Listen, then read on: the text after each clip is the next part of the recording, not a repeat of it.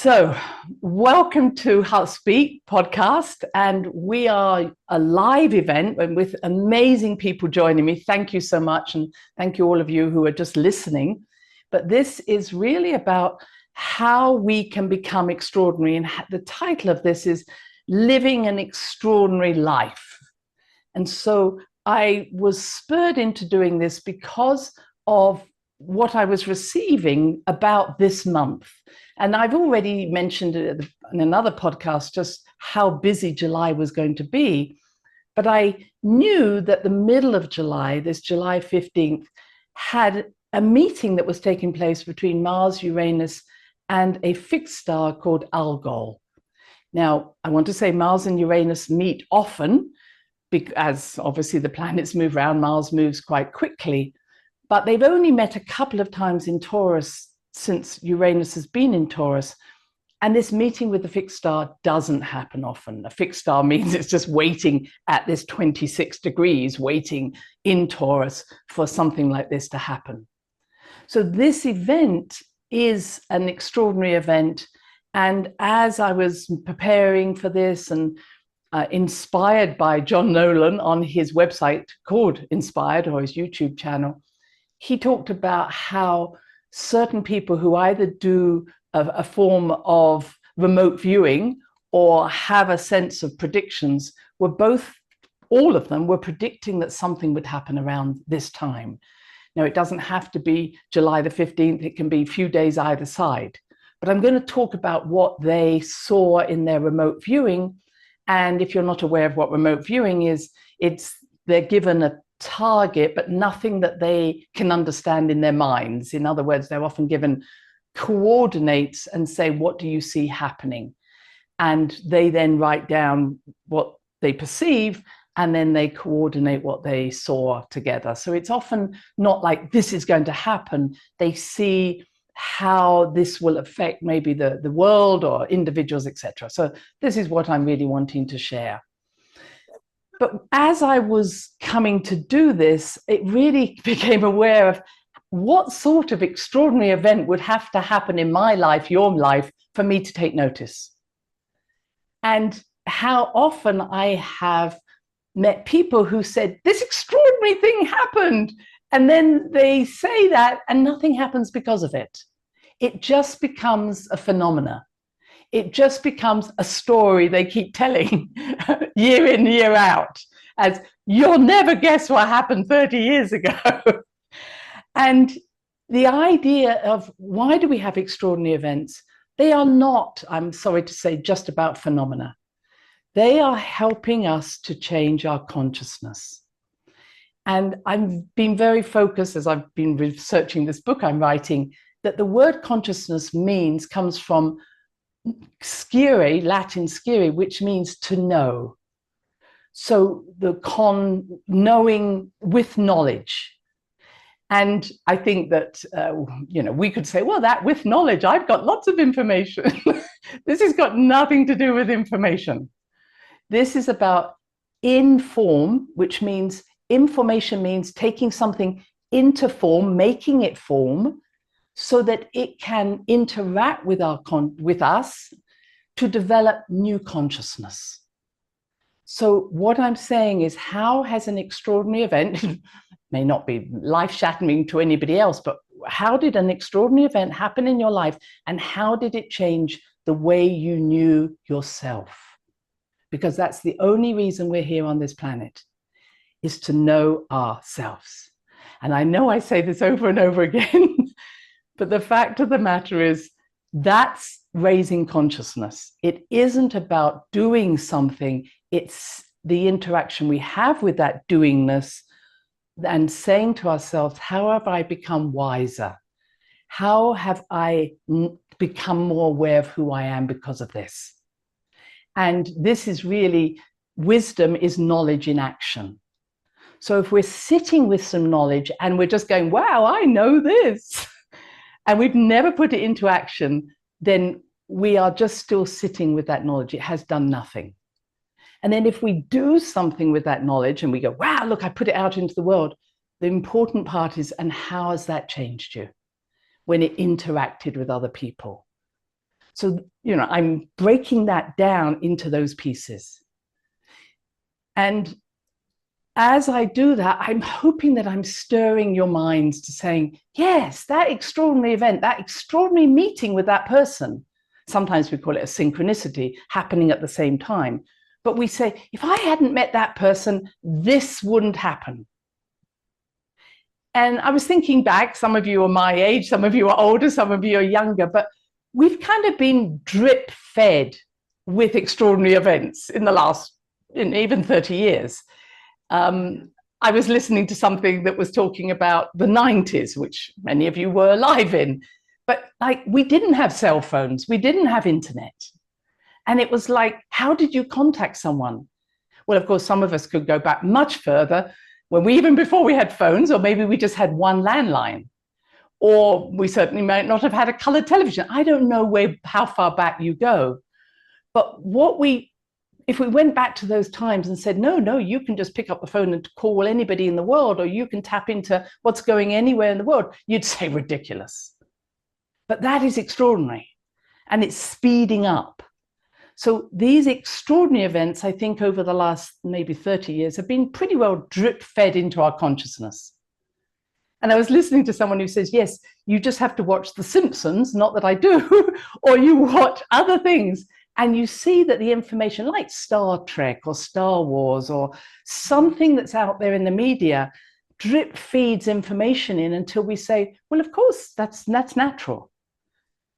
And that's an okay way of being. We kind of go along that way. But this time has to speed up. We cannot just wait another 30 years.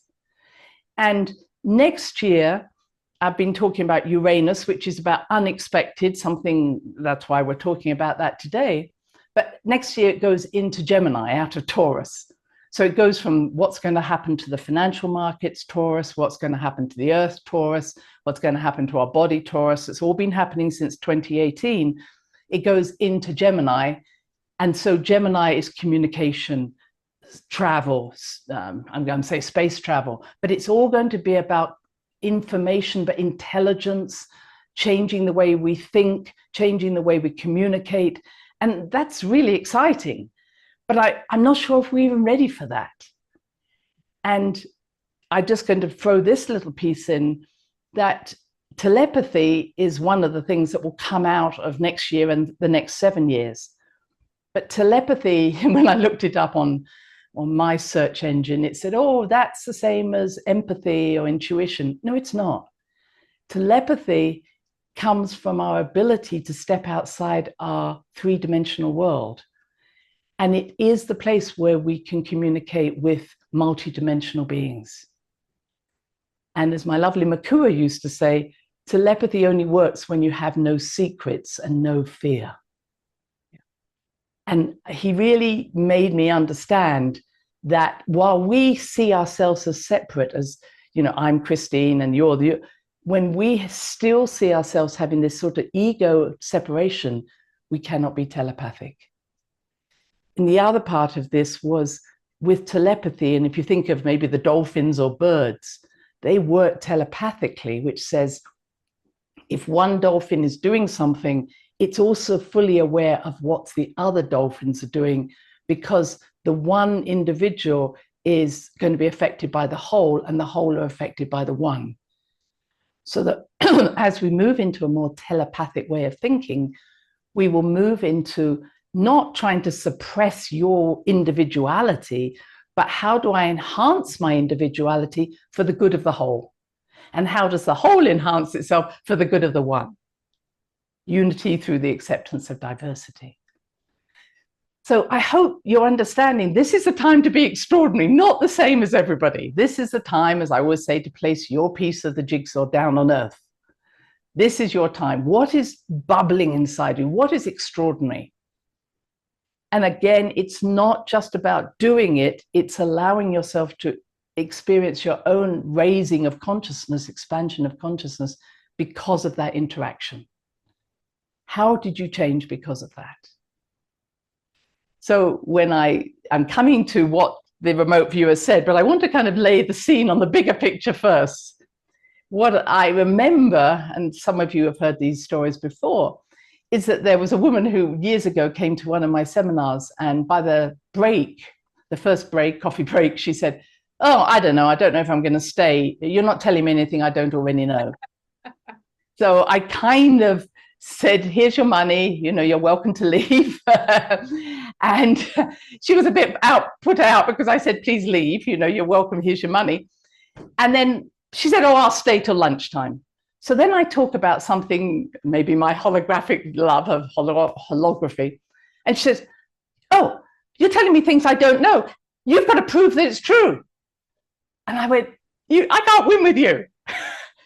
You are not happy if I'm telling you something you know, but when it's not within your mind field, it's therefore not provable.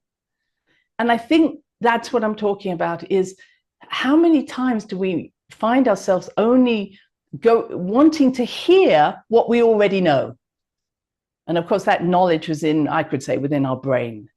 But what we want to hear is, "Oh, just tell me something that's going to keep me safe and comfortable, because if you tell me something that doesn't, then I'm going to be, frazzled." Well, I'm going to say we need to be frazzled. We need to be shocked, in a nice way. And I think this is what's happening at this time. Our nervous system is upgrading because, as you've heard me speak about, this huge photonic energy that's coming into our planet at this time. We don't have the protection of the magnetic field as much, etc., etc. But we have to break free of what we expect to happen. And that's our biggest problem, because we're still caught up in the, "Yes, but I think it will happen in this way." And so if someone said, "Well, okay, we're going to have more wars," everybody will go, "Oh, we know wars. We've done those for a long time." I mean, what would shock you into go, "Whoa, that was different"? So that's what we're looking for, is something that's out of the blue. And the spirit world, and I'm going to call them that. I mean, I can call them the diva kingdoms, because they are also this more spirit world. But let's just say anything that we consider is not necessarily fully embodied in a form like us, we might call it the spirit world. Although I have to then say, I feel myself needing to correct. The spirit world knows how to take on a physical form in order to come up and, tap on our window, as you probably have seen. So that I wonder how many of you have had birds, because the spirit world is really good at embodying a bird figure in order to come to you, or an animal. And I remember, I've told these stories before, this wonderful hawk that appeared outside a window where I was meeting with other people, and the brother of one of those people had just died, and this hawk literally came and held onto the netting by the window and pecked on the window till it got us attention. And I knew that this hawk was this brother who was passing over, and he was just coming to say goodbye. But, the fact of the matter is, I'm not sure even if the people I was sitting with got it.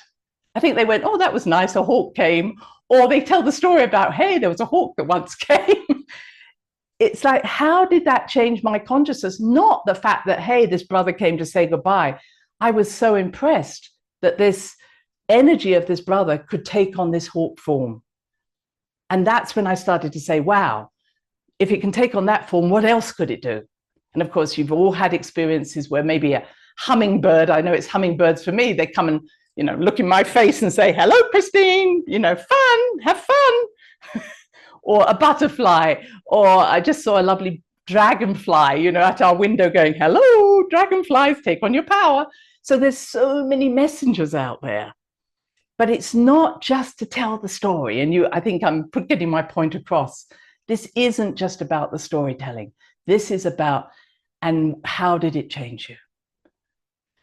I've also had angelic beings who take on a human form. I don't know if you've had that. I've sat in a plane or a train or whatever, and this person sat next to me and said, "Christine, you need to look at this," or "Christine, you need to think this way."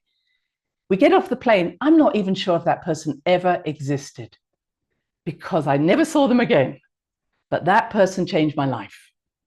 So the spirit world will come into a human form or an animal form or any form, a tree form, and say, hey, I've come all this way.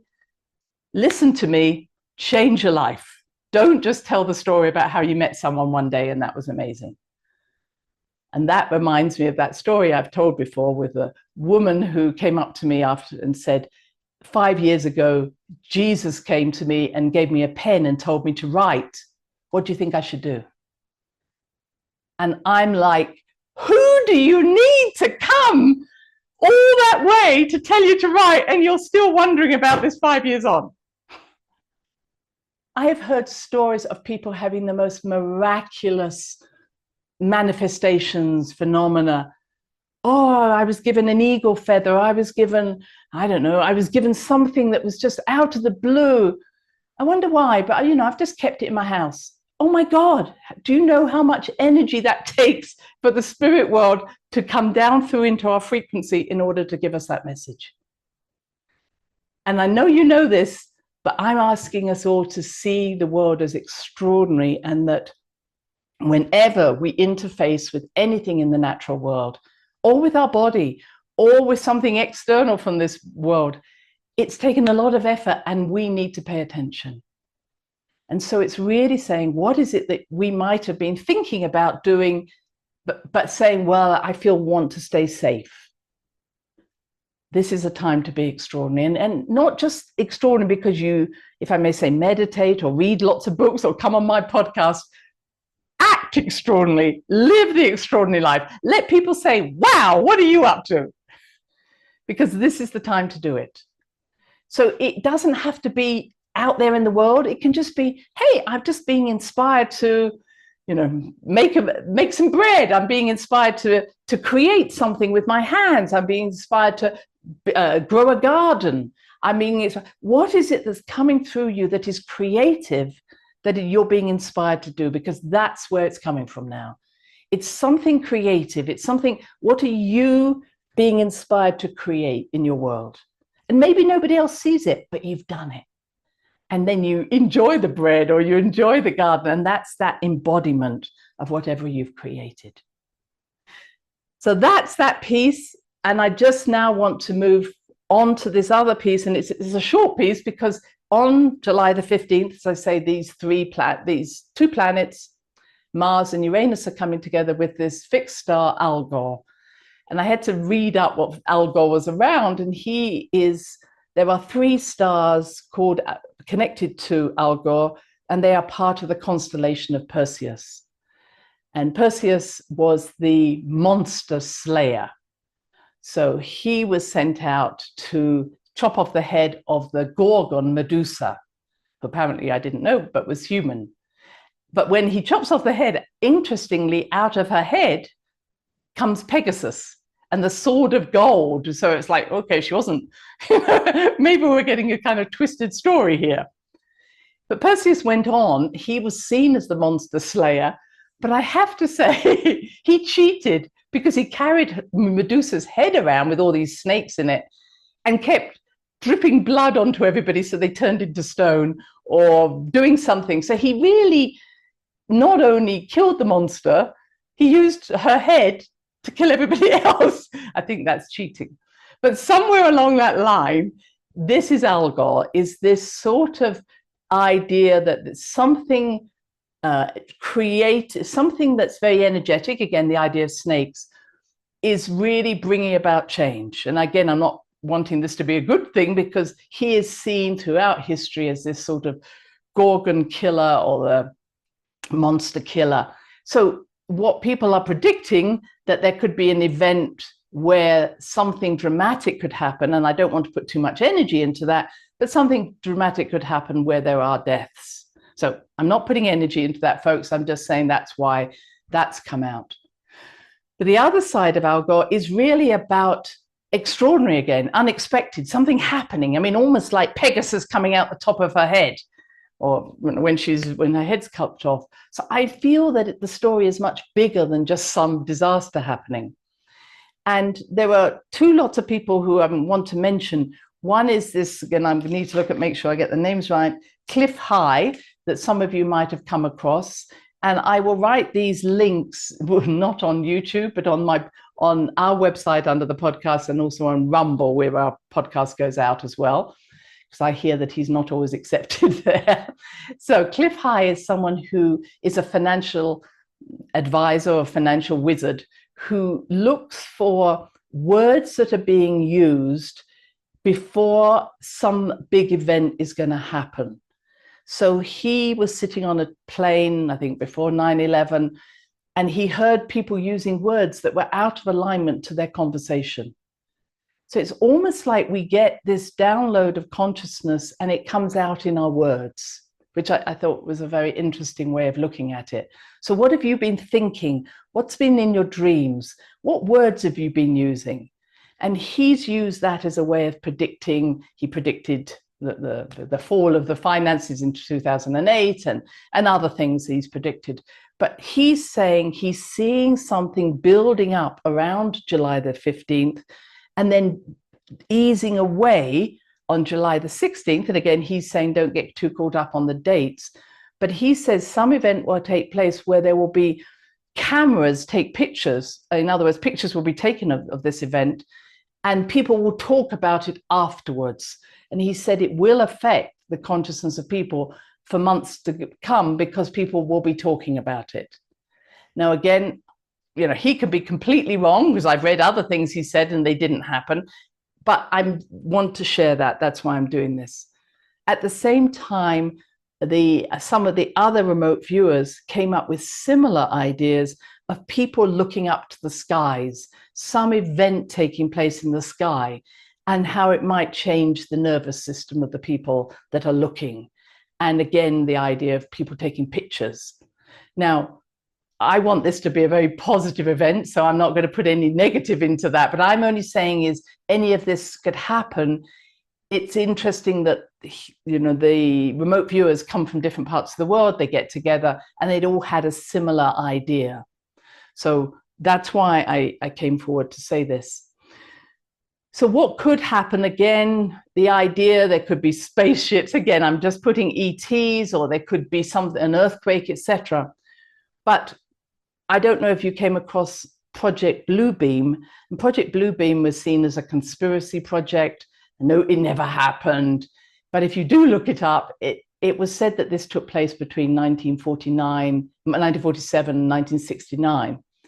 And it was seen as a plan to use holograms to project something into the sky that would cause change in people around them. In other words, some people talked about the second coming of Christ. Some people talked about an ET. Somebody talked about an earthquake. But it was the idea that you could put something out into space or into our airways and bring about change. Now, I want to say that we saw that happening in 2020. And it reminded me of listening to someone who was talking about programming AI. And what they said, it's easier to program AI with negative emotions than it is with positive. And I thought, they're really saying that's the same of humans.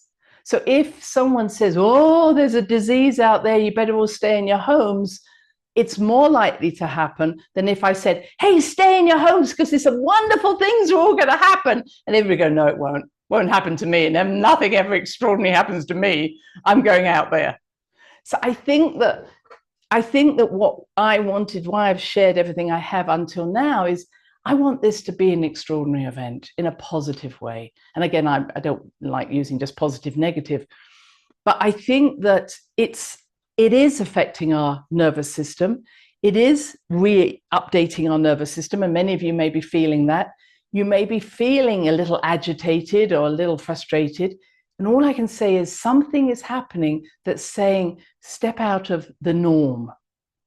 And this would also, and I'm just coming to the end here, it's really also saying is maybe lift our heads out of constantly looking at the life we're leading as the be it and all, because we are extraordinary beings.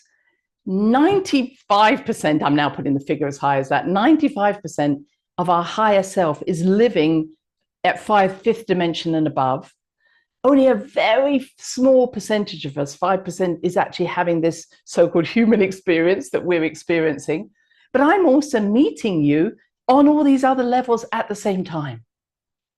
So when we only focus on that 5% and, I've got to sort this 5% out in order to be spiritual, I've got to say that's not true. You're already spiritual.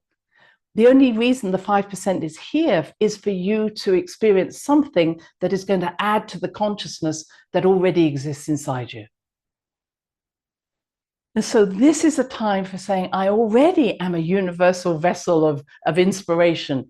You're already fed with all this universal knowledge. The only piece that we've got stuck in, I think, is that we come onto this planet thinking that this is all there is. And unlike the star beings and the elementals that I am relating to, they're telling us, hey, I can come into a body and talk to you, but maybe my biggest message to you is how to get out of the body and reconnect to your spirit. Because this belief that it's all here is really doing us harm more than good. And my analogy is, we can spend a long time looking at the smudge on the window, but when we look through the window, we see the smudge is only a very small part of who we are. It doesn't mean the smudge doesn't exist and we don't have to deal with that smudge, but when we take the bigger picture, then we can deal with it in a much more effective way than constantly going back in and poking at the smudge. So I'm going to finish the podcast at that point. I'm open to anything you might want to put in the chat room. Thanks for listening to the HeartSpeak podcast with Dr. Christine Page. Please check out all HeartSpeak episodes in the podcast archive section on www.christinepage.com. HeartSpeak is also available on iTunes, Spotify, Google Podcasts, Tumblr, and now playing on Amazon Music and iHeart Radio. You can also watch the archive podcast on Christine's channel, on YouTube, and now on Rumble. Connect with Christine on Instagram, LinkedIn, and Facebook group, The Great Mother Calling. Do share with family, friends, colleagues. Join us next time for another edition of HeartSpeak.